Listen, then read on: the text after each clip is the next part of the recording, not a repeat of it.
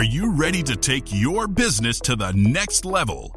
Every day there are countless books and articles that are published offering the key on how to make your business a success. It's easy to feel overwhelmed trying to keep up and run your business.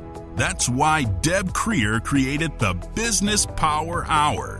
Keep up on the latest trends, best practices, and techniques for how to make your business a success. Let the Business Power Hour do the heavy work for you. Good morning. Good morning. I am Deb Creer, and I am passionate about giving professionals the tools that they need to make themselves and their businesses as successful as possible. And what we're going to be talking about today is absolutely critical to that, especially if you are the leader, get that key word there, of your business, whether you are the owner or a manager or sometimes even just an employee, or maybe you're leading a volunteer team, or what the heck, leading your family. We are obviously going to be talking about leadership. So please join me in welcoming Vanessa Judelman to our program today. Welcome, Vanessa. How are you? Hi, Deb. Great today. How are you? I am hunky-dory. Couldn't be any better. We've, for those watching and those who are listening, we got the blue going on. We are both in this exact same shade of blue. It's like we had a memo. So somebody was leading us, right? So let me tell people a little about you, and then we will jump into this. So Vanessa Judelman is the president of Mosaic People Development. For over 20 years, she has been helping clients to develop leaders who inspire great results. She is a speaker, facilitator, leadership consultant, and certified executive coach. Having worked in the trenches herself as a leader, she teaches her clients a very practical approach to leadership that she has used to develop her own high-performing teams. Over the years, she has trained and coached thousands of people to transition from doers to leaders. She works with leaders to give them the tools and strategies they need to feel confident, be more self-aware, be team-focused, and be strategic. She's written a book, Mastering Leadership: What It Takes to Lead in Today's Fast-Paced World, about leadership, and led her own teams. Vanessa has the privilege of developing leaders in organizations like Campbells Soup, the United Nations, HelloFresh, SickKids, and the Bank of Montreal. Holy cow, what a diverse bunch. So again, Vanessa, welcome. Thank you so much. Yes, it is a diverse bunch because everywhere you look, people are leaders. Right. The biggest thing that I find, Deb, is that most people struggle in leadership roles because they're thrown into positions as leaders really without any training or mentoring or coaching on what it means to lead. So I'm so glad we're going to spend time today to talk about what it means to lead and some of the skills that people can learn and grow and develop to be an excellent and inspiring. Perfect. Well, speaking of that, because this is why you started your own company and started doing this, tell us a little bit about how you got to where you are today and how you really did discover that this is your passion in life.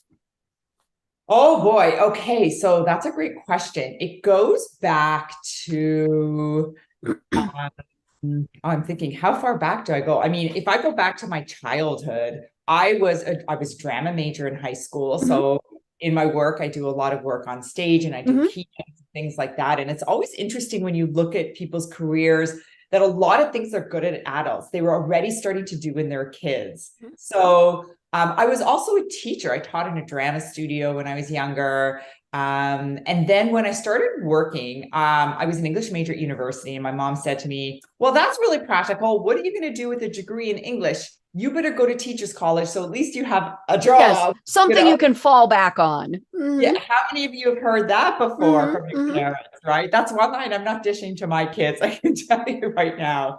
So I went to teachers college and I worked with as a teacher with at-risk youth for a while. And I was very passionate about it. But after I had a few too many binders thrown at my head, I was like, okay, maybe this isn't quite for me. And I moved into the corporate world and I worked at an amazing consulting firm for 10 years. Then I moved in-house and I built and developed the organizational learning and development team at that organization.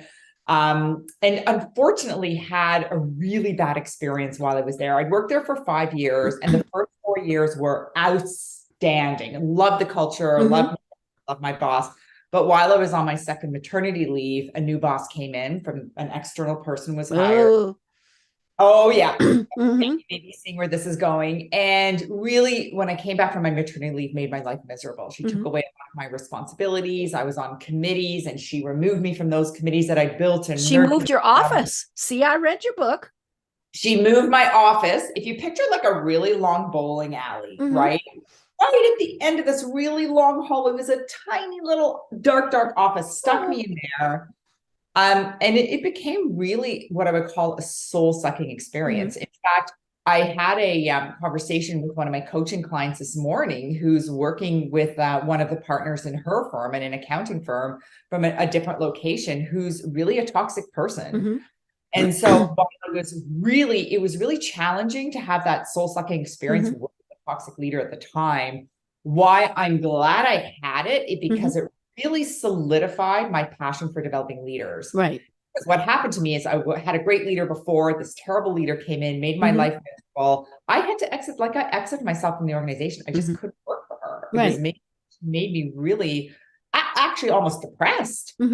And I realized in hindsight that leadership is everything. Right. That leaders really make or break people's experience at work. And, you know, when I'm doing a keynote or something like that, or working with a group of leaders, I'll say to them, okay, put up your hand. How many of you have had this situation before? And it's every hand goes up. Yeah, it's unbelievable how many people have had that experience. And what I decide is not on my watch. If I have an opportunity to work with leaders to help them explain and understand how your behavior impacts the people around you and what you need to do to build a collaborative, high-performing team, then that really has become my mission and my purpose. Right. You know, and I think one of the things that so many people don't understand is that the owner, the manager, all the titles don't mean you're a leader. Leadership is a skill that some people have and some people have to learn and others just never get, right? But I think that's, you talk about this in your book, the fact that frequently what happens is you've got a great employee, or maybe you've got a great idea for a business and you get promoted, you become the leader with zero training. You know, it was just like, well, she was a great employee. He did fabulous work. We're going to make him the head of the department, the whatever it is, and just thrust that person in there. And sometimes it works, but frequently it doesn't. Yeah, most often it doesn't work because doing the job, let's say you are in a marketing role and you're the best person in that marketing role, or even the owner of the business. Right. And then if you're in your marketing position and you get promoted into head of the marketing department, that's a different job. Right. Right. If you're an entrepreneur and you start your business and you're client facing and you're wearing many hats, and then you hire somebody else, now being a manager of that person is a different job. Right. And so most people don't even realize that it's a different job with different skills that you need to learn. And I do believe, you know, people often say to me, Vanessa, are leaders born or made? Very few leaders are born. Right. Most leaders are made. Leadership's like a sport. You can learn, just like you can learn any sport, you can learn to lead 100%, but you need to have the right toolkit in place to lead properly, to lead effectively. Right. Yeah. You know, I was sharing before we started, I had that happen to me. I worked for a company. I was, you know, one person in the department, communications as opposed to marketing, but, you know, and the chair of the department left, or the manager, and I got promoted into it. I was totally unprepared to be the leader. Did I have the knowledge? Yes. Did I have, you know, the skills to do the marketing communication aspects? Yes. But to lead people, no. And other things too that you need to learn. Like one of the things was you have to do a budget. I had no idea how to do a budget. You know, and it was, you know, and so what do? You take last year's and you go, hey, this looks good. Let's raise everything by 5%. You know, but you know, of course, one of my biggest things was I had been good friends with all of the people who I was now their boss. And that was probably for me one of the most difficult transitions to make. And this was long enough ago that you still, because I love that you talk about this in your book, we used to have this big, you were the manager, and then you've got the people under you, and never the twain shall meet. You don't have lunch. You certainly don't go out on Friday evening with them, all of those things. And now, of course, we're learning that friendships are okay. But yeah, I really struggled with, how do I deal with the fact that these are my friends, but I have to sometimes discipline them, tell them their work's not good. I mean, all those various things. And it was a very challenging time that I got out of, because it was like, nope, don't want to do this. Mm-mm. Yeah, I've heard that from a lot of leaders. I mean, sometimes people lose their friends when they become their boss. Mm-hmm. It's a reality. Right. Especially if things go wrong. I mean, part of your job as a leader is, for example, to give feedback to people. Right. I mean, if your friend is coming in late, your quote unquote friend is coming in late for work every day, it's your job to give them feedback that, when you're late, here's the impact on the business, and I need you to be on time. Right. So yeah, your role completely changes. Your role and your relationships with your people will change too.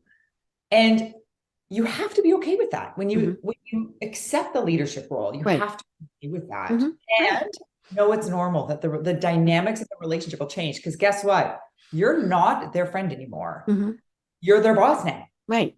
Yeah. And so just in terms of, the hierarchy, you just have, you can fire them. So theoretically, I know it's scary, and then of course you've got the flip side of it, where they're like, you're my friend, so I'm going to take advantage, and I don't think anybody, there are those who do it on purpose, but the others are like, she won't mind that I'm 10 minutes late, because she knows that I've got such and forth and so on going on, and all of those things. But yeah, I mean, that was the other flip side, was they thought that they could push the envelope, and I would say, no, that's okay. Yeah. And I think because this is such a common situation, what I always share with leaders in that type of position is, don't think about them being your friend or not being your friend. Think about it in terms of, what do you need to do to build high trust relationships with your colleagues? I call them, I don't like even saying the word boss, Nobody wants a boss. Because it is kind of an archaic term. And leader. Yeah. So think about as their leader, right? What can you do to motivate them? What can you do to inspire them? And what can you do to build trust? Right. Right. And there's actually my favorite book on trust, which I recommend people read. I don't know if you've heard of it. It's called The Speed of Trust by Stephen M.R. Covey. Well, anything by Covey is always very good. So this book was written by Stephen Covey, who wrote The 7 Habits of Highly Effective People. This is his son, Stephen M. Covey, who wrote this book. And he did a lot of research on high-performing organizations. And in the book, he talks about the fact that high-performing organizations outperform their competition. High-trust organizations outperform their competition by almost 300%. Right. But when you have high trust at the top of the organization, it trickles all the way down. And then he breaks trust down into 2 components, character and competence, right? You have to be high on the character side. You have to be transparent. Right. You have to be loyal. You have to be respectful. On the competence side, you have to get results, but you also have to learn and get better. You have to have conversations with people. You have to, one of my favorite on the competence side is clarify expectations. Right. And so often when people move into a leadership role and they're leading their quote unquote friends, I say to them, they say, Vanessa, but I don't want to clarify expectations because I feel like I'm being too much of a boss. Right. And I was like, no. What you have to understand is, when you clarify expectations, you actually are building trust with your team. Right. Yeah. And they don't read your mind. If the project is due on Friday, you have to tell them the project is due on Friday. Yeah. So I think that's a big mindset shift people need to make, is not how do I maintain my friendships, but how do I really build these high trust relationships? Right. And you teach people how to do that.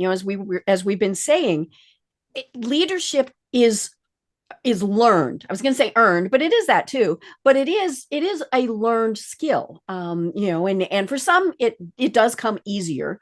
But for others it is a challenge. But so say, let's go back in the Wayback Machine, and I were to come to you and say, "Oh my gosh, Vanessa, they have just promoted me to, be in charge of this department. I don't know what to do." So lead us through some of the things that, and you talk about this in your book. I love it. So lead us through the process of helping someone to become a leader. For sure. So when I started my business 12 years ago, what I thought about, leadership is really complex. And it's a great question, Deb, because a lot of people don't understand. They get overwhelmed by leadership. They feel like they're not doing it right. Or they say, people always say to me, "I didn't have confidence until I started working with you. Now I know I'm doing it right, I'm more confident." So when I started my business, what I did is I went through all of the needs analysis that I've done over the years and all of the coaching clients that I've had. And I literally looked at goals and objectives. And I put a bunch of sticky papers on the wall and I looked at themes. And I realized there are themes. And when you did the introduction for me, you read different types of organizations that I've worked with, from not-for-profit, corporate, entrepreneurs. And it's because leadership skills are the same, regardless of what type of organization you're working in. And so I created this model to really mitigate some of the complexities around leadership. And the model has 3 pillars. But when you're starting to develop yourself, the first pillar is to know yourself, to have some self-awareness. The second pillar is to be able to manage your team. And then the third pillar is to be able to lead the business or your department. Right. And let's start with the first one, knowing yourself. Because you've got, in your book, you have checklists, are you this? Are you this? And my first thought was, how many times do people think they are good at something and they're not, or they're not good at something and they are? And so the self-awareness, I think, is obviously going to be one of the biggest challenges. Yeah. And interesting piece about self-awareness. Most people do know their strengths and weaknesses. Okay. But and if you don't, reach out to your team and ask them, or reach out to some trusted colleagues and say, "What do you see as some of my top 3 strengths, top 3 weaknesses?" And it's interesting to see if your perception matches with others. Right. That's the first thing. The thing that a lot of people don't understand is your strengths, when you overuse them, actually become weaknesses. Yes. I love that part of the book. Yeah. So for example, if you're someone who's really direct, it's good to be direct because people know exactly what you're thinking and feeling. When you overuse that, the impact is that sometimes, for example, you can come across as rude or even disrespectful. If you look at it the other side, I often have clients who are, very analytical. And I love that. I love that they're thoughtful and they think things through and they make decisions really founded on facts. But what they often do is they go into analysis paralysis. They use that strength. And so for all of us as leaders, what we have to do is stay in that zone of leveraging my strengths, but not overusing them so they become weaknesses. Right.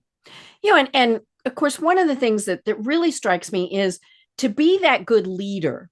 It is about teamwork, and figuring out, okay, this is my strength, but this is this person's strength that they're going to bring in that is perfect. Like you mentioned, the over analytical, person who's, well, we're going to go through this 900 times and figure out every possible scenario.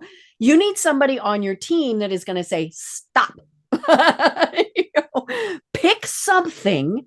And, even if it's wrong, we need to go forward. And we need to have that yin and that yang, and and all of those. If you're the creative, well, maybe you need the analytical to keep you on track. All of those things, and then of course the big thing is that as that leader, we have to delegate, and that's that is always one of my biggest challenges, because of course I'm the only one who can do it the right way.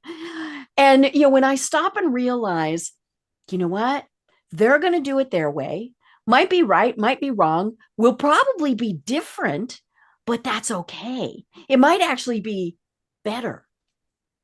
Yeah. And delegation is one of those skills that most leaders do tend to avoid, Deb, as you articulated, because they think, well, I'll just do it myself because I do it properly. But you have to be able to, what I call, go up the leadership pipeline. Like there's, again, it's another great book called The Leadership Pipeline, and they talk about different passages of leadership, right? So the first, people don't even realize, oh, there's different passages of leadership, 100%. First passage is being an individual contributor. And so you can demonstrate a lot of leadership as an individual contributor without direct reports. One of my favorite leaders is the receptionist at one of my clients. You come into that organization, the way she greets you. She remembers that I drink tea and I don't drink coffee. She says, "Would you like your English breakfast tea?" She demonstrates so much ownership and leadership and emotional intelligence in her role. So that first passage of leadership is really important. Then when you move into passage 2, it's when you have direct reports for the first time. Passage 3 is when you're managing other managers. And passage 4 is when you're managing a large department. And passage 5 is enterprise leadership, and you're managing an organization. Every single stage of leadership requires you to learn different skills. Delegation is one of those that you need all the way up the leadership. It's critical, and coaching as well. It's critical at every level of leadership. And part of it is, like you mentioned, sometimes it's like, well, I can do it faster myself. But a big part of it is empowering and trusting others to do it. I had it this morning. I needed an address from somebody verified. Could I have looked it up? Obviously. But I had the person who's responsible for doing that. I asked her to do it. It took me longer to ask her to do it than to do it myself. But that is her job. That is, and so then of course she got it for me very quickly. And I, thank you very much. This is fantastic. And so I think that is part of figuring out, okay, yeah, maybe I could do it better, faster, whatever myself, but let's empower those employees and show them that we trust them to do it. Because then the next time they're just going to do it. We're not even going to have to say, hey, they'll recognize, hey, this needs to be done. That's an excellent point, Deb. And I love that example, because most people don't realize, actually, like, we all have different job descriptions, right? You have a job to do. Your team has a job to do. Why are you doing other people's jobs? So when you're about to do your to-do list, and I recommend people do a to-do list every day, it surprises me how many leaders or how many people don't do to-do lists every day to keep themselves focused on their priorities. You're doing your to-do list every day, but prioritization and delegation are very closely aligned, right? Because if you don't know what your priorities are, if you don't know what your job is, what you're paid to do versus the members of your team, what their job is and what they're paid to do, you're not going to be able to prioritize and delegate. So, I recommend people write a list of who are paid to do in your role. When you look at your to-do list, if there's anything on there that's not aligned with that, delegate it. Delegate. And it is a challenge, because we do always think, well, I can do it better, faster, whatever myself. But it's always so gratifying though, when it works, right? Because you're like, oh, hey, that was a good thing. And even if it doesn't get done right, then you get to have a learning moment, a teaching moment, where you can go, okay, this didn't quite work out, but let's think about it this way. But yeah, I think when I see people who are struggling, delegation usually is one of the highest things, because they are trying to do it all themselves. And I talk to a lot of small business owners on this program and out in the real world who are doing oh my God, I have to do everything. And I tell them, no, you hire a tax attorney, you hire, all these other things. And maybe it is just something as simple as you figure out how to, automate some things, like automate your billing, all of those various things. But when we delegate, when we get those things off of our plate, then we're back to being able to do what it is that we're really supposed to be doing. 110%. Yeah. And I always say to people, what is the impact of you not delegating? Well, and usually they say, well, I don't have time. Right. And most people say I don't have enough time. Well, part of it's your fault if you're doing things that are not aligned with what you're paid to do. So you've got to get very strict with yourself.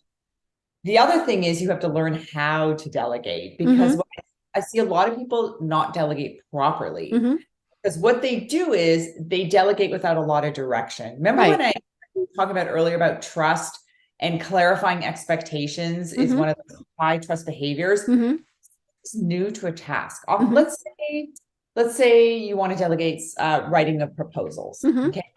And you just say to the person, okay, just so you know, I think you should start writing proposals. Off you go, write a proposal. Yeah. Well, and they're like, exactly. They would squeak exactly like that, Deb. That would be their reaction. Yes. Right? Now, if it's a man, maybe not, but yeah. Yes, they would groan, they would squeak, there'd be an expletive. Yes. But, you know, you cannot just say, here you go. That is not delegation. Right. Delegation is understanding people's level of competence and then delegating properly. So if my competence level, Deb, let's say you hired me to work with your organization, said, Vanessa, do a proposal for me. My confidence level's low. Why? Right. I've never done it before for you. Yeah. And so you're setting everybody up to fail. Exactly. So you have to be very directive and say, okay, let me give you a template. This is how you do it. Okay, try this part. I'll follow up with you. People may be scratching their heads going, but that's so time consuming, right? So here's what I want to say to that is, if you do not spend the time up front to really work with people, to show them and direct them, to show them how to do it properly, you will never, ever, ever get it off your to-do list. Right. So I want you to think about this. What do you want off your to-do list 3 months from now? Okay. I would love everybody to pick one thing that they want off their to-do list 3 months from now. Because if you get one thing off your to-do list every quarter, by the end of the year, you've delegated 4 things.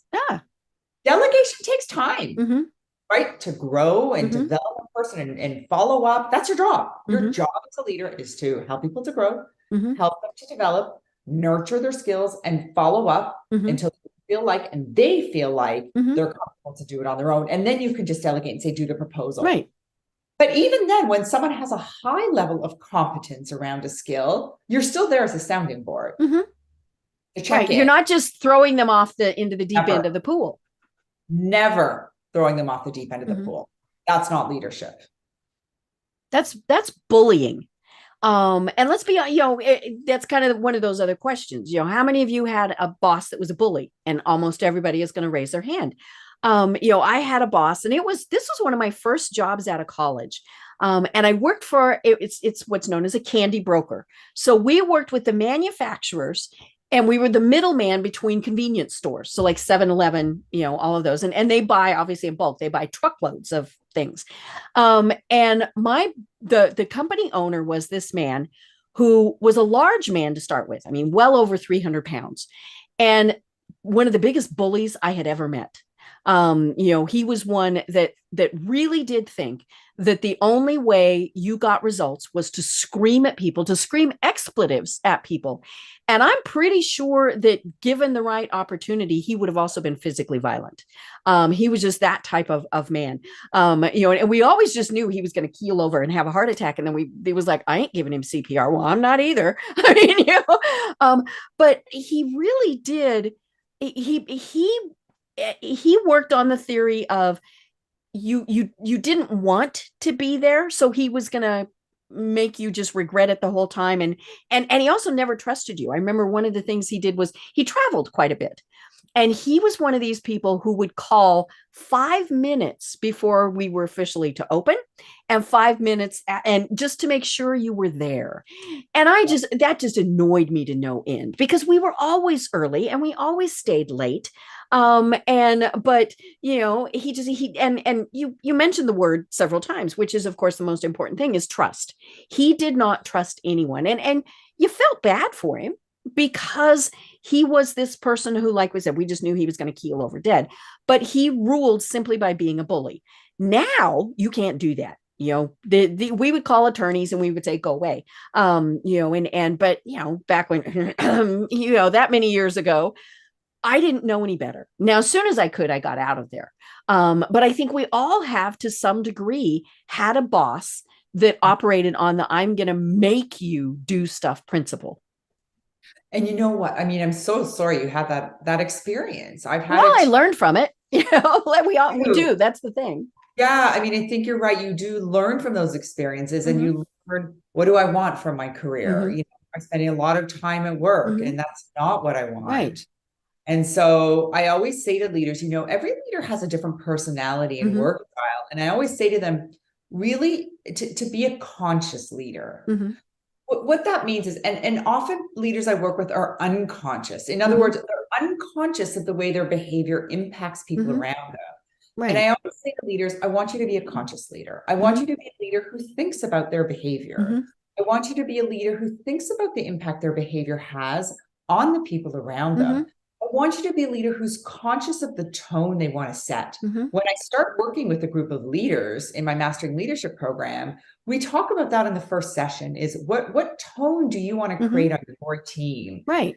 As you know, I'm, you know, more higher on the extroversion Mm-hmm. scale. Someone who's higher on the introversion scale is going to set a different Mm-hmm. tone. Right.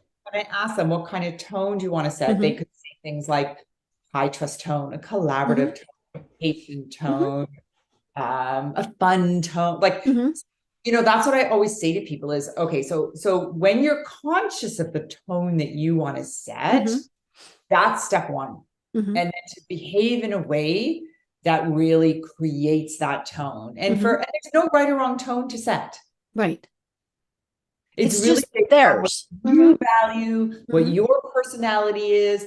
And when we are creating the tone that we want to set, I always think about how do you bring the best version of yourself to work? Mm-hmm. And again, that looks different for all of us, Right. depending on our personality and our work style. And Mm-hmm. that's great. Mm-hmm. Right. So how do you go about doing that?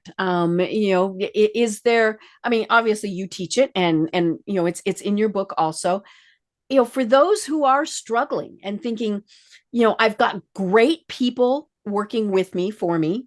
We've got a great product or service, but it's just not happening. What are the steps that you're going to work with them on?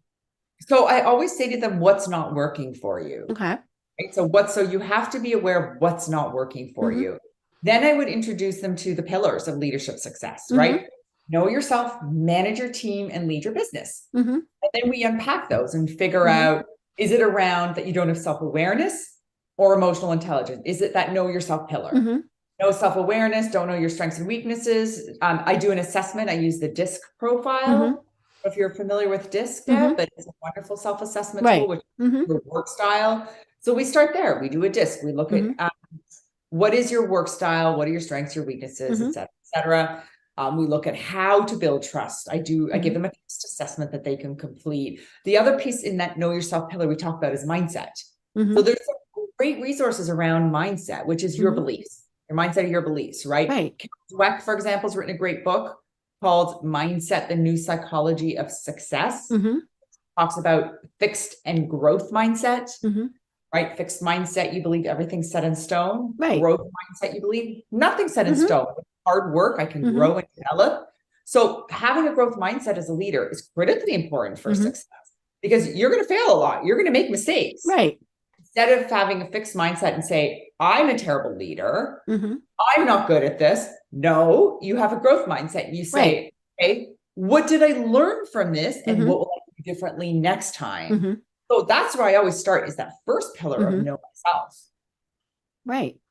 So then the second is leading your team, right? And so walk us through that pillar. Sure. So leading your team, again, your job as a leader is to lead your team. So Mm-hmm. you have to be able to coach.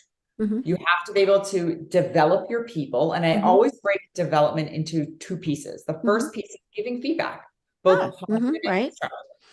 The second piece is moving your people from developing to fully developed. Even Mm-hmm. when you onboard senior people onto your Mm-hmm. team, there's going to be skills that they know how to do well, and there's Mm-hmm. going to be skills that they need to learn. Right. So people assume, oh, I'm onboarding the senior person, off you go. No, Mm-hmm. there's skills that you need to work with them Mm-hmm. on developing.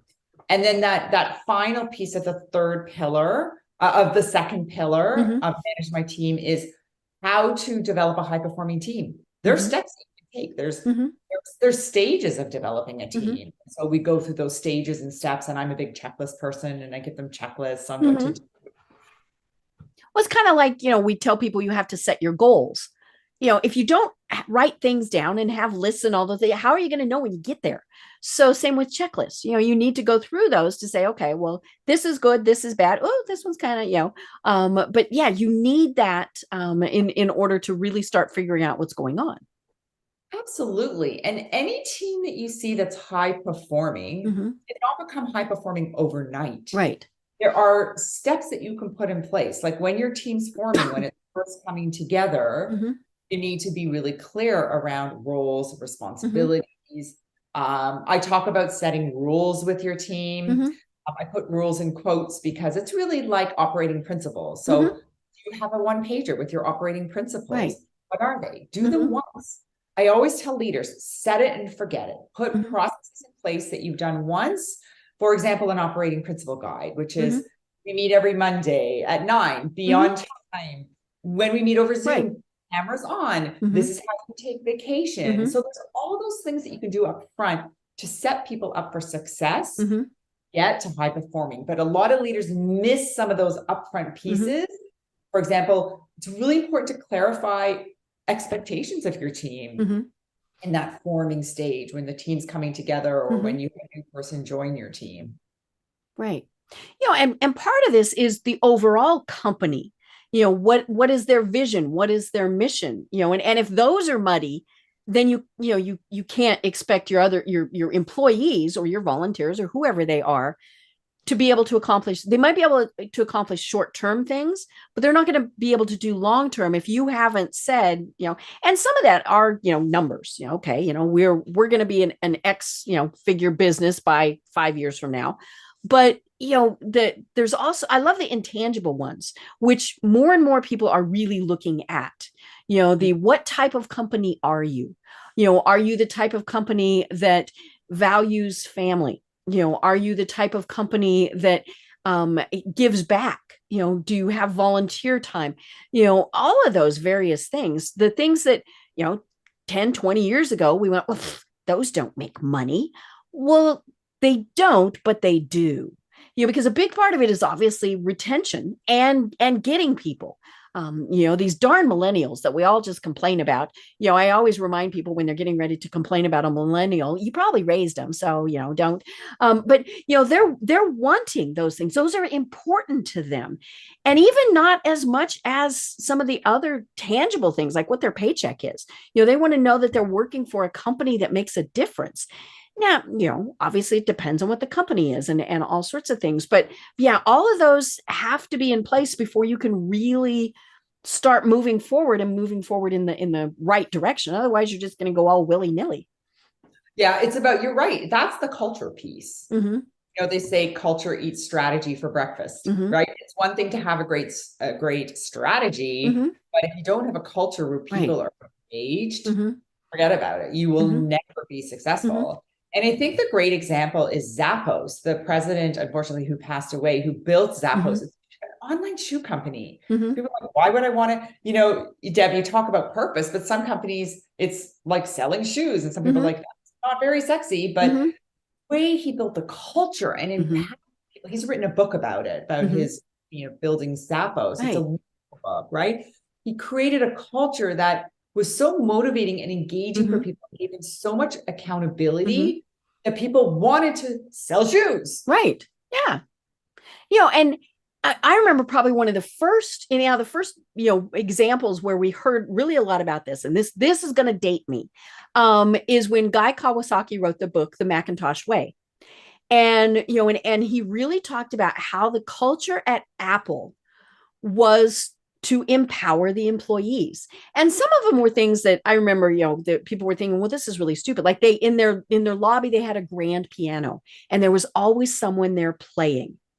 And people were like, well, what does that have? Well, it just kind of, it meant that you wanted beautiful things. They were one of the first places that really had good employee food. A lot of places have employee cafeterias, but Apple, and they definitely encourage people to go for other, advanced training, other degrees, all sorts of things like that, because they always knew that when they made everything better for their employees, it's kind of like the happy wife, happy life thing. When your employees are happy, your business is going to be more successful. And so what do you need to do that? And that is 100% culture.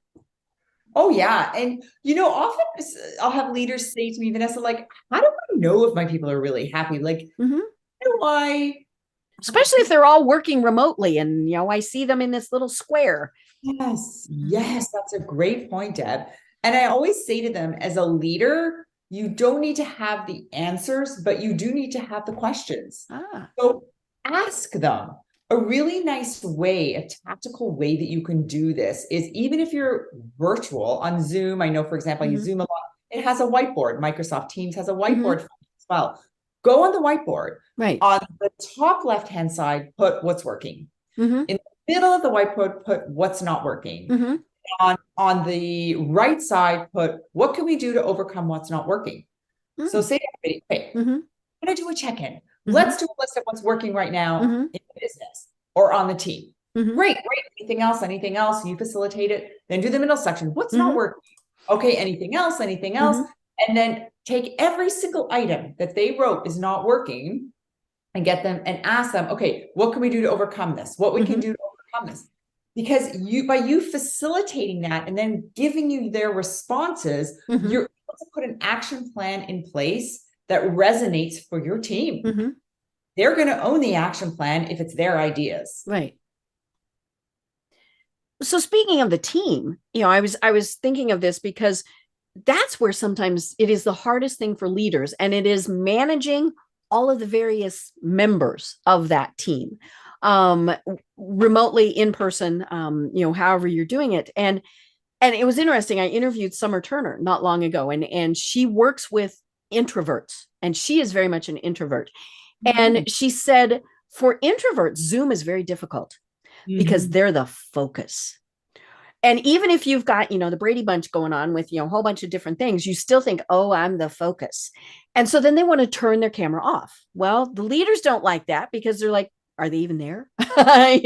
We know they've wandered off or they're reading a book or playing a game or whatever. And, and then of course you have the people like me who has to actually think, shut up, let other people talk, shut up, and so that ends up being, I think, one of the biggest challenges, the people wrangling of, how do you get your team to really work together well? And also, to have a high-performing team, you want diversity of work style. Right. Right. D&I is super important. And part of D&I, diversity inclusion, is different work styles. You want introverts, you want extroverts, you want people who are, who focus on results, and you want people who focus on stability. I mean, just different roles require different work styles. And so as a leader, part of your job is to understand what people's different work styles are. That's why I love a tool like DISC, because it gives you some data to work with. So your job is to change or adjust your style to meet the needs of your people. So for example, if you're a highly extroverted person and you have a lot of people on your team who are highly introverted, I personally would have the conversation with them around, listen, this is why I want cameras on. How in my one-on-ones, I wouldn't do it, in a large, I would have a conversation with one talking about, can I explain to you and clarify my expectations when cameras on? I'm sensing you may feel uncomfortable about that. Is that right? And then getting a little curious with them. What makes you feel uncomfortable about it? What do you think we could do to overcome that? Again, you as a leader don't need to have the answers. Questions. Work with people.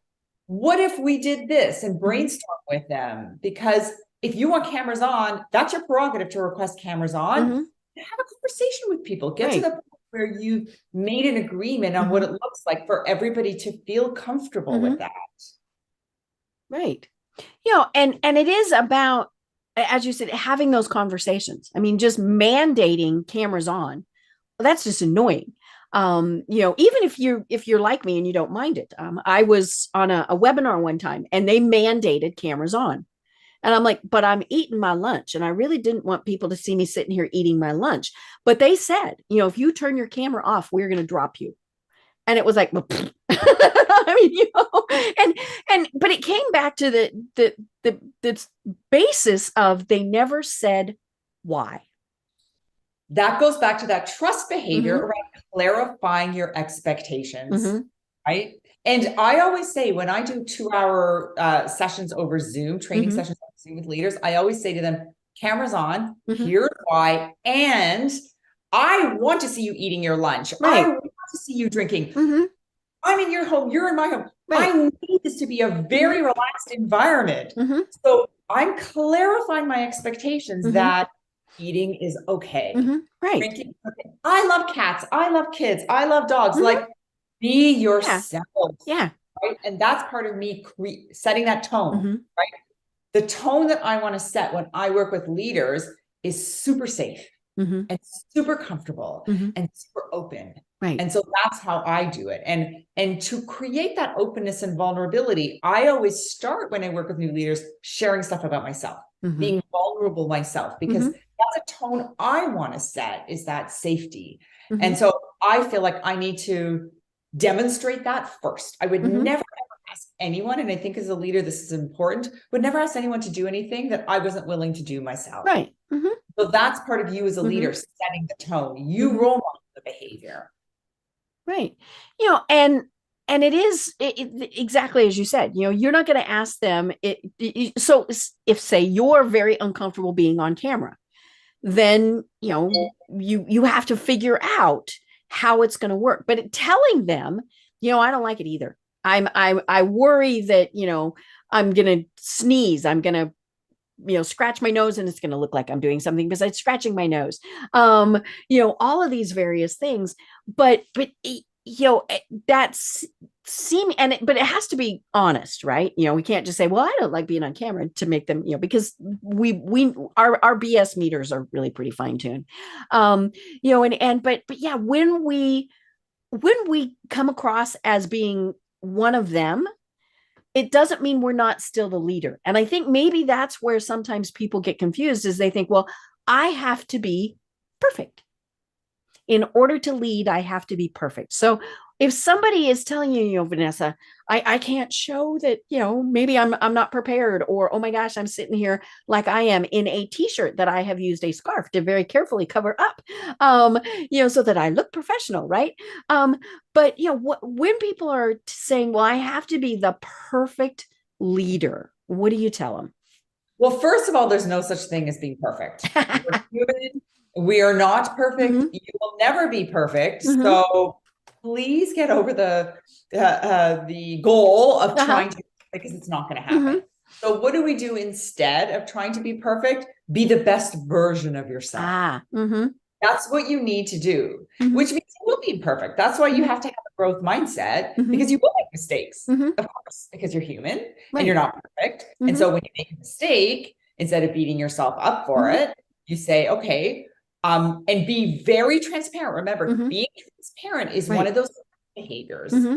Build trust with your team. I always say to people, share your mistakes with your team, Mm-hmm. because actually what you're doing is you're building trust. Right. Share how you're feeling. Mm-hmm. Again, transparent. Mm-hmm. You could say, maybe you're launching a new product. It's okay to say, I'm feeling a little nervous about the Mm-hmm. launch. How's everybody else feeling? Right. Mm-hmm. It's okay to say that. Mm-hmm. Be human. Mm-hmm. Well, and when you say that, that gives people, again, the opportunity to step up.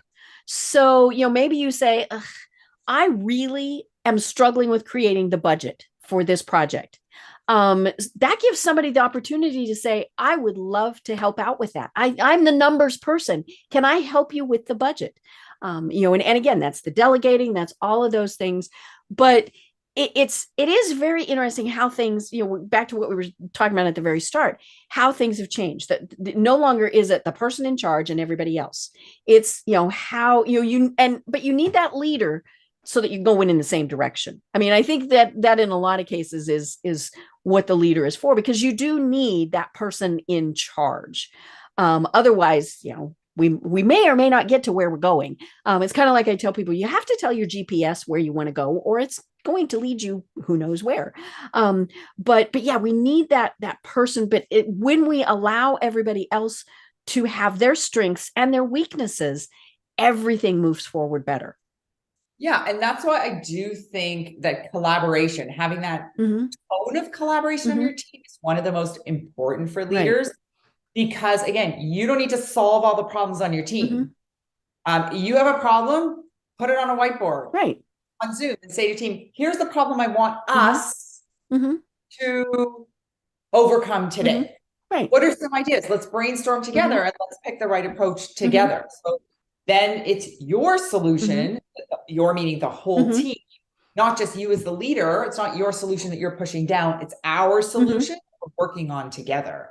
right. And, even when you do when I encourage people in one of my sessions, we do a delegation strategy. And I say to leaders, one of the things you can do is put all of your responsibilities on a whiteboard or something like that and say to people, okay, my goal is to delegate 3 things in the next quarter.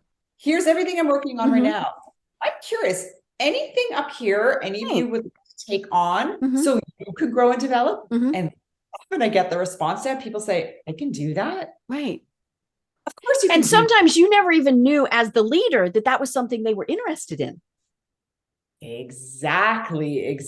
And probably could do it better than you. I mean, we should hire people to address our gaps. We should hire people who can do things way better than we can. We all have strengths and weaknesses. And isn't work more fun when you're working on stuff that's aligned with your strengths? Right. And again, it's having trust, it's empowering, it's all of those things. I interviewed somebody for the program and I can never remember his name. He was absolutely wonderful. Runs a large company, 5,000 plus employees, all sorts of things.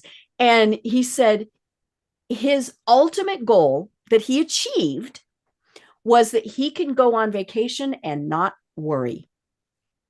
He said, is he there in case something catastrophic comes up? Yes, somebody has his phone number, all of those various things, but he is not the person who's checking in on email every day. He's not, because he trusts that they know how to do it. And he has given them the tools that they need to be able to do it. And in your book, you mentioned things about setting those expectations. If the boss is the person who is sending, Sunday morning emails, and, then that is very clearly showing, well, I expect all my employees to be reading Sunday morning emails, so if you're saying I value your personal time, then don't be sending people Sunday morning emails unless you're a business that's working on Sunday morning, obviously. But, if you're a 9 to 5, Monday to Friday business, don't do that. And I set that expectation with my clients. I started my business over 20 years ago. And I remember they all said, well, you work from home. You should be available 24/7. And for a while I did, and of course, it wasn't like they were emailing me at 2:00 in the morning, but, but then I realized that was not doing anybody any good. And so I told him, I said, no, I keep office hours, from basically 8 to 5, and of course, the way I did it was to tell them, if you want something, evenings, weekends, holidays, that's great. However, it will cost you double. Well, man, they always could wait till Monday, right? But it's the same thing with your employees, or whoever it is. If it can wait, let it wait. There are obviously some times where it's like, nope, you have to have this, or, I've been known, and I know this is not good. I will send somebody an email and say, okay, I'm sending this on Saturday. I'm not expecting you to do anything until Monday, but I just want to remember to do it. Okay, well, there's ways that I should be doing that and not pestering them, because they're going to deal with it on that Saturday morning. They're going to have at least read it or whatever. Okay, write myself a note, put it on my list, do it as a draft, do whatever, but don't make them think that you're expecting them to be responding to it or at least reading it. Yes, absolutely. Because what you're doing is you as a leader are creating the culture in your organization on your team. And so how is culture set? Culture is set by the leaders. Right. So people look to culture is something that's very interesting. The best definition of culture that I've heard is how we do things around here.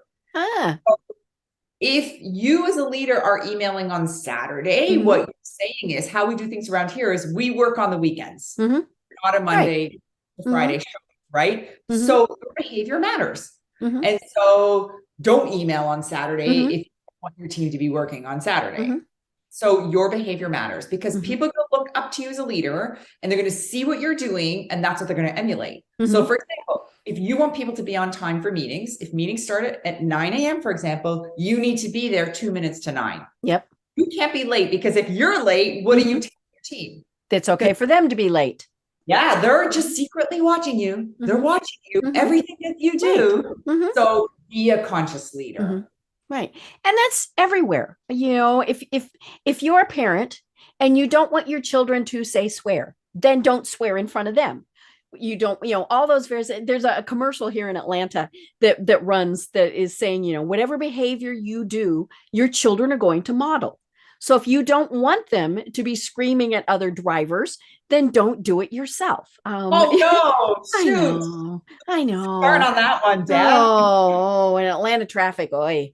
But yeah, you know, and same thing, you know, whatever behavior you have, your employees are going to model it, or your clients. Like I said, you know, I tell my clients, nope, you know, you don't contact me and I won't contact you. I mean, that's the other thing.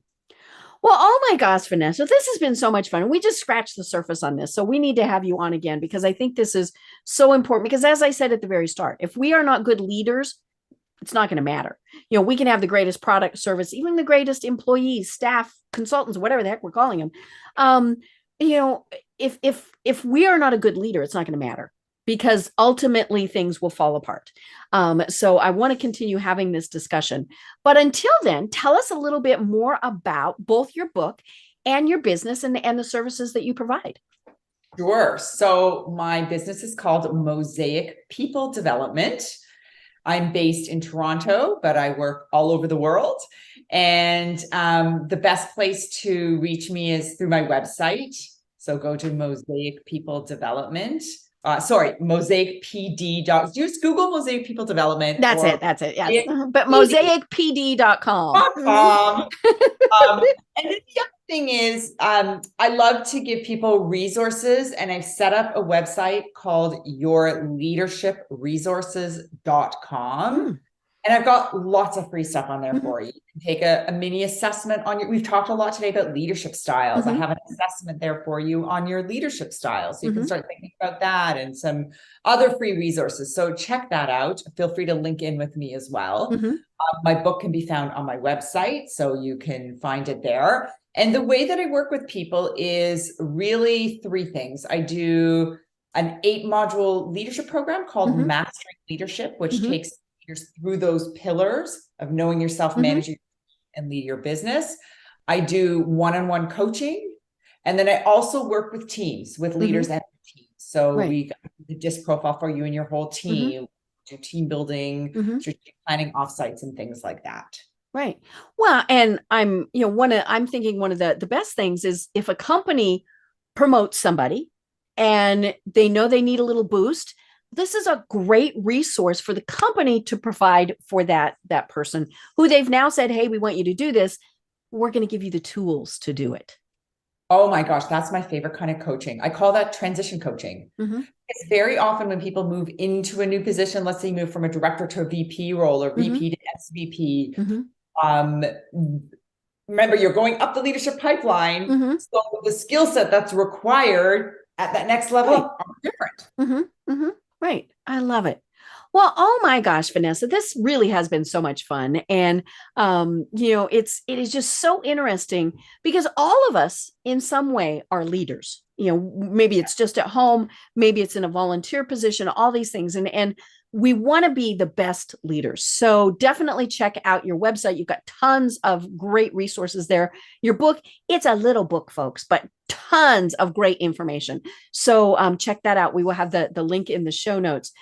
But until then, until we have the opportunity to have you on again, Vanessa, do you have any final words that you want to leave everyone with? I would leave you with a word of encouragement that leaders are definitely made and not born. So if you want to develop your leadership skills, remember, it's like a sport. You just need to put your mind to it, find the right resources to help get you there. I have seen leaders of all work styles and personalities become amazing at what they do with concerted effort and some work to get there. So you can do it. I love it. Well, I'm Deb Creer. I've been having such a fun discussion with Vanessa Judelman, who is the president of Mosaic People Development. And until next time, everyone have a great day. Tune in for our next program for even more trends, best practices, and techniques for how to make your business a success. The Business Power Hour, hosted by Deb Creer, is proud to be part of the C-Suite Network.